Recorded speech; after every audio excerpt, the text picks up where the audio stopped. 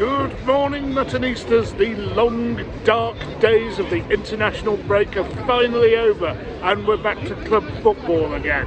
The only bad news is that today's kickoff is a 12:30 PM kickoff, but it is a biggie because we're playing Liverpool today. Always a tricky opponent for us, so join me for today's matchday vlog in a crucial Premier League tie against Liverpool.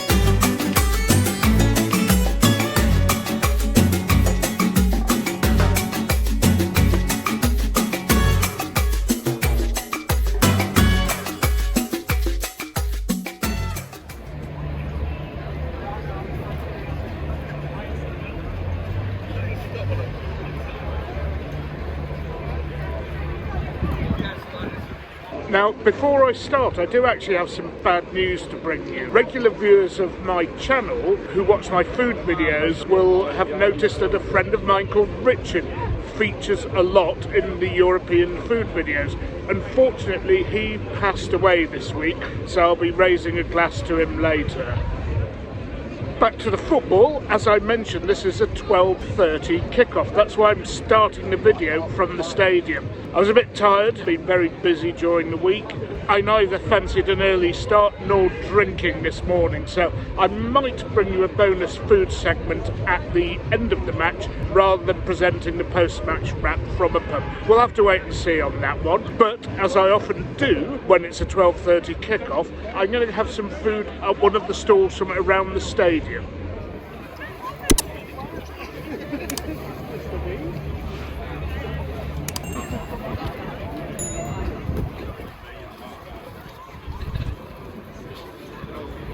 Now today I'm going to try the stall around the stadium that I should have tried the first time I tried a stall around the stadium. It's called Panchos Burritos. They have a stall in the market at the Arndale Centre and I've tried some of their food there. I really liked it, so no reason to expect that the food here will be anything but as good as that I've had at the market. So let's spice it up in the morning and try one of their burritos. Yeah.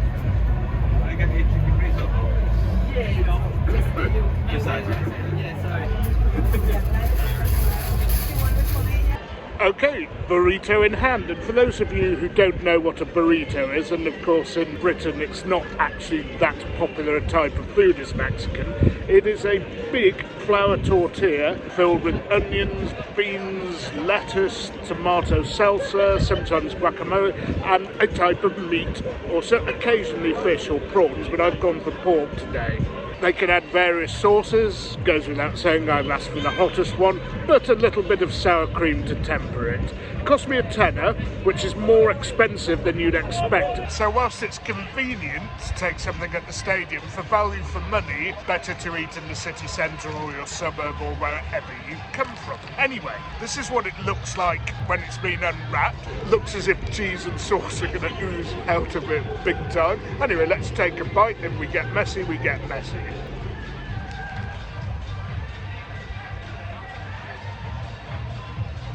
That's pretty good. I can taste the rice, the beans, the guacamole, the pork, and don't forget the meat will have been slow cooked for quite a while, which is better in terms of it not drying up, but also because it adds flavour. We're not talking about prime cuts of meat here when we're having a Mexican dish.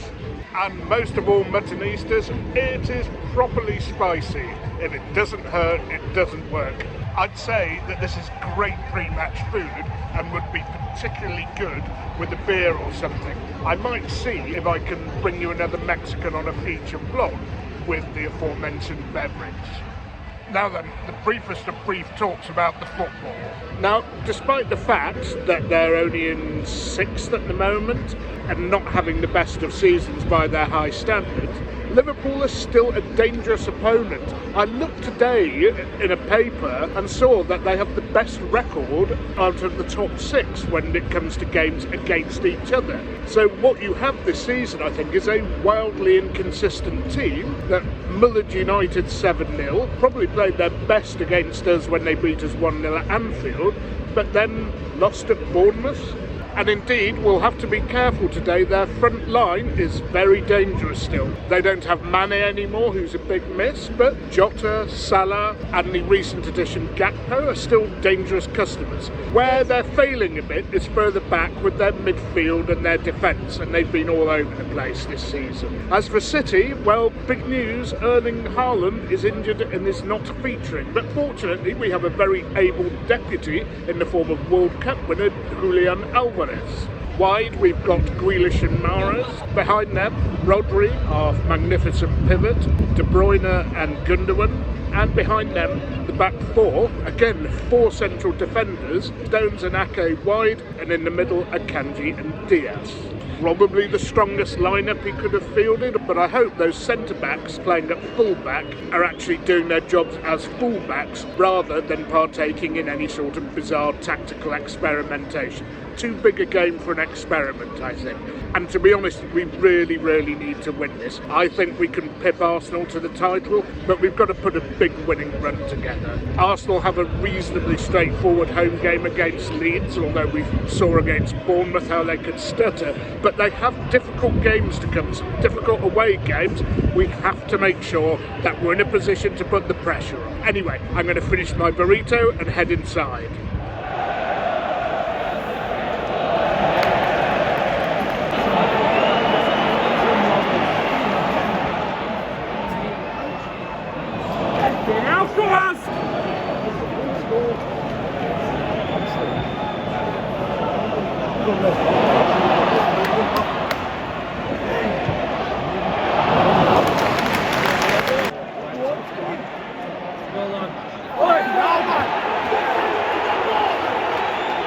Well, only 7 minutes in, the game's settled down, and what we're seeing here is classic Klopp, a mid-press to a high press, an attempt to flood forward if they can dispossess City, and his usual use of the wide players at the back for width, in other words, AA and Robertson.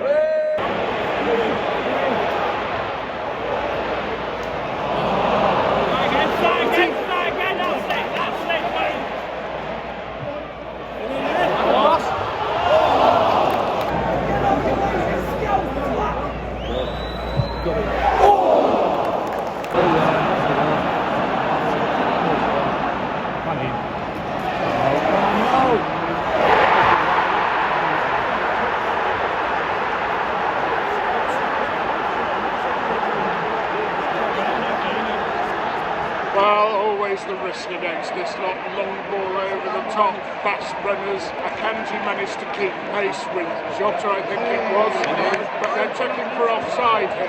And when the ball came back, there was nobody tracking Salah, who whacked it home. But as I said, there is a check for offside. I have to say, he did look to be in a well-advanced position, but when you're in the crowd, you're not looking at where everybody is when the ball's played forward.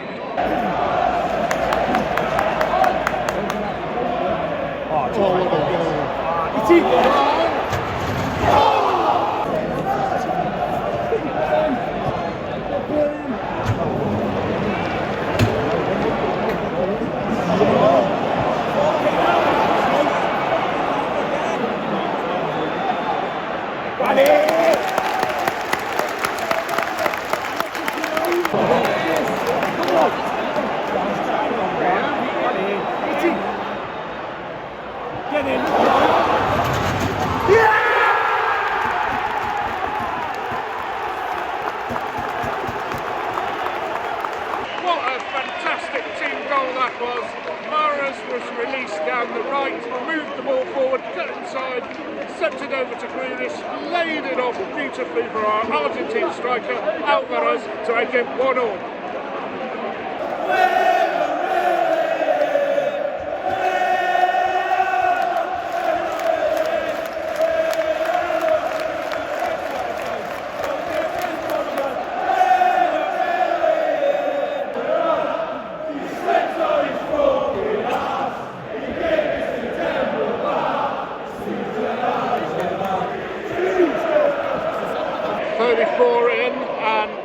has to be a little bit careful. Looked breaking up a counter-attack, sort of did the same again, although there wasn't much in that one, and the Liverpool players all trying to get him sent off. Yes, City are generally in control here, but we've got to make sure it's not death by counter-attack. Get your fucking flag up! Get your flag up! Get it.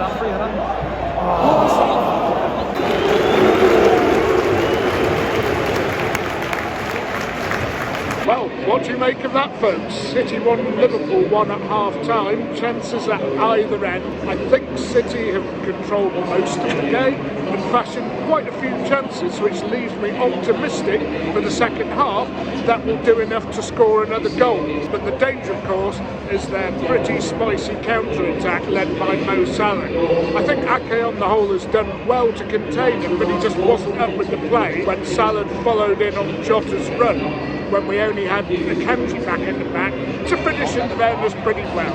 City have come back, great team move for Alvarez, and on that occasion Alexander-Arnold nowhere to be seen. And I think City need to concentrate their attacks down that side of the pitch. Grealish having a good game, and wow, what about that covering run to prevent a goal from Salah? The problem is that whilst Liverpool are not having that many chances, when they're streaming forward, they are making very dangerous positions for themselves. Deal with the counter-attacking, not easy now, Rodri's booked, and we win the game, I think. Now you might be able to see a gap and empty seats at the side of the stand where the Liverpool supporters are. I'll talk about that more later during the post-match wrap.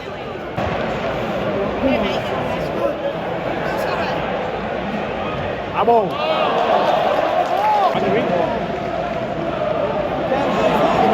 Go on. Gary! Yeah!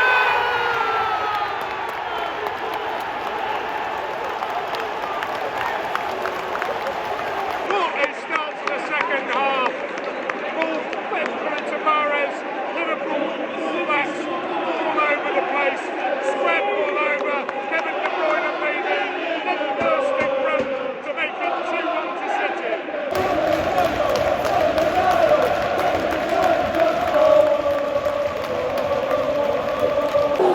Edison again. Oh.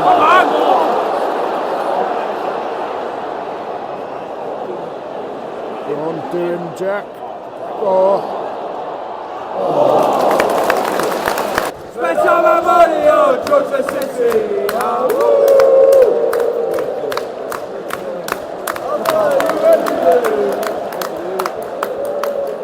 Go on. Go on. Oh.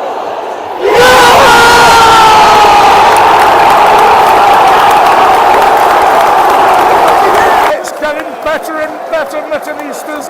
What great work on the right by Mahrez. Cut in. Alvarez shouldn't get his shot away, but the Liverpool defenders have been torn and pulled apart side to side, and Ilkay Gundogan made one of his trademark runs, got on top of the ball, levered it in, 3-1 City.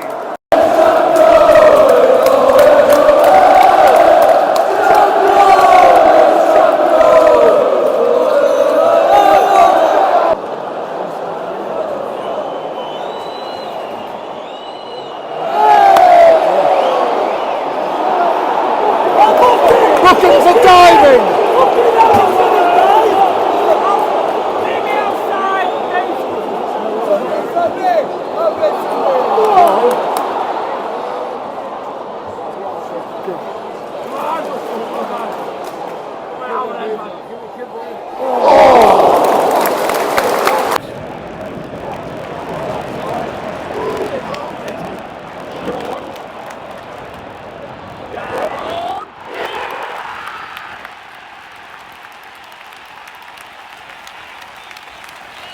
What a way to top off a magnificent game.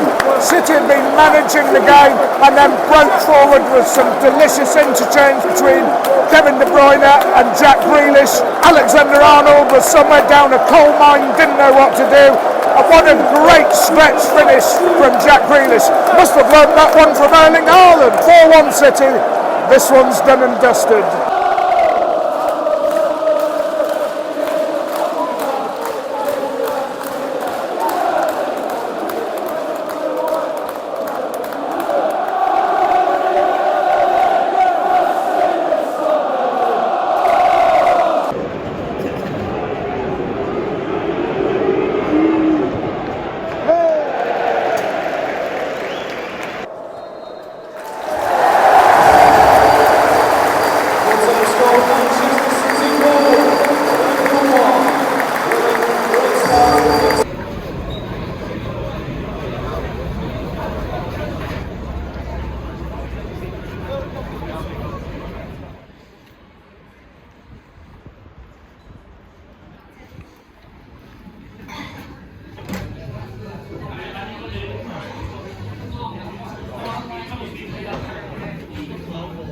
Well, well, well, Muttonistas, we didn't expect that, did we? 4-1.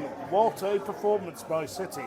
And I did say I was maybe going to bring you a second food element after the match, but after a result like that, only a pint will do. So I'm back at the Northern Monk. But before I go on to talking football, I did say I would raise a glass to my friend Richard, who's appeared in a fair few of my videos and passed away last week. So here's to you, Richard.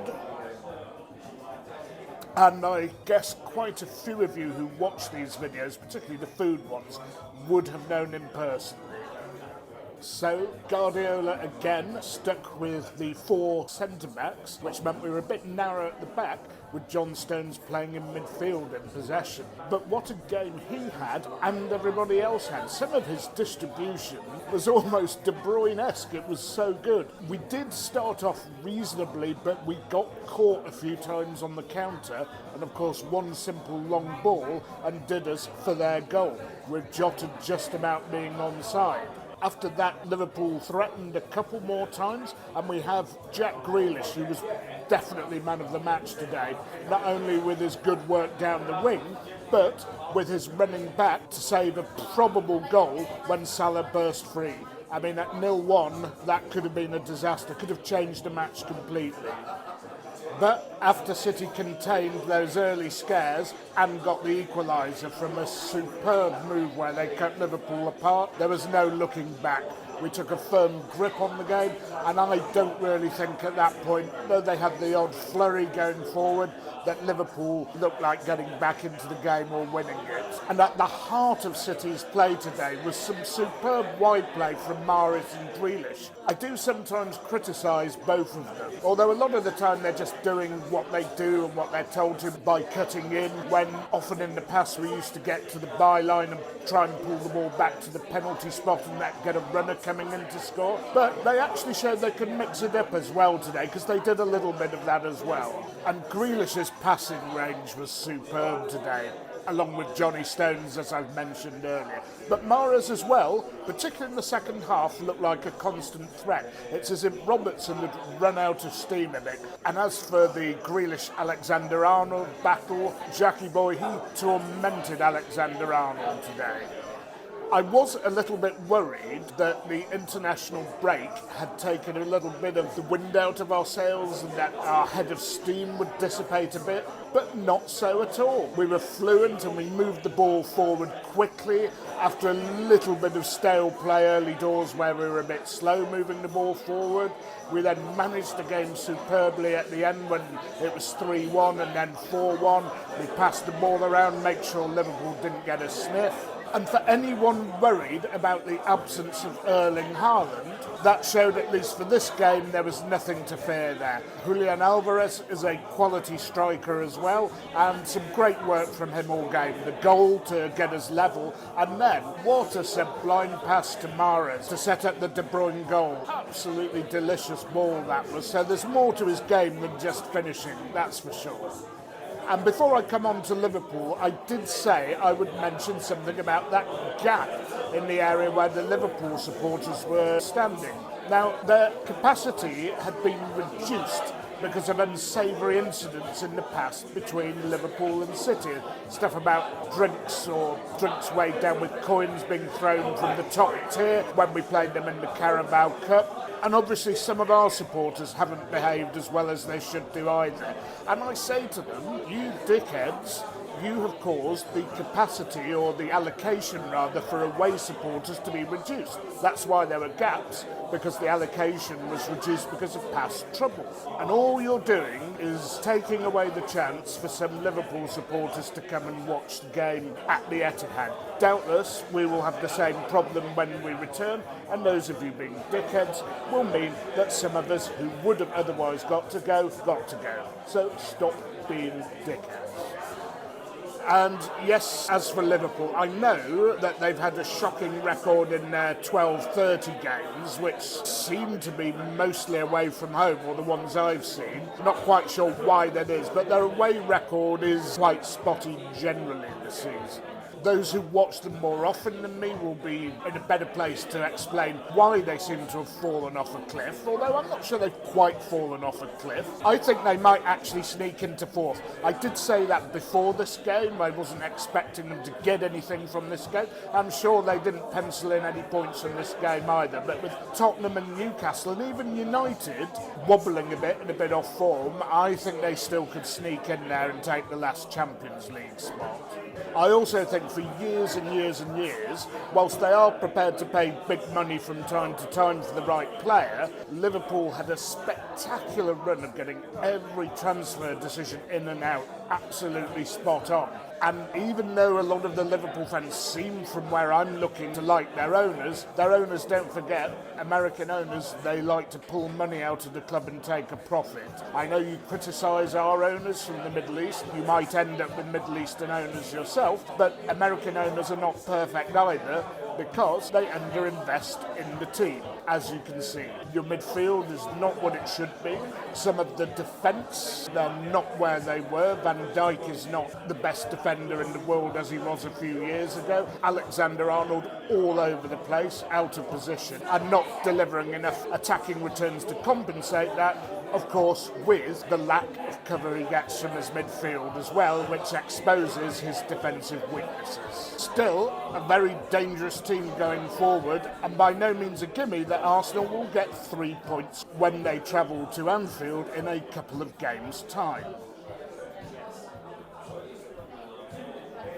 And it also means the chanting about Klopp getting sacked in the morning, whilst it's entertaining, it isn't going to happen, and I don't think it's his fault, it's the underinvestment, that's the problem. So, sadly, time to wrap things up again. Time to love you and leave you. I will not be going to Southampton away. I have something else to do next weekend. So my next football vlog will be Bayern Munich at home in the Champions League in that titanic clash, mouth-watering clash coming up a week on Tuesday. I might or might not put out another Turkish food vlog in between then. Regardless, I'd like to wish you all a happy Easter. Remember, keep liking, keep sharing, keep subscribing. Tell your friends all about me. But most of all, don't forget, you can't beat a bit of mutton.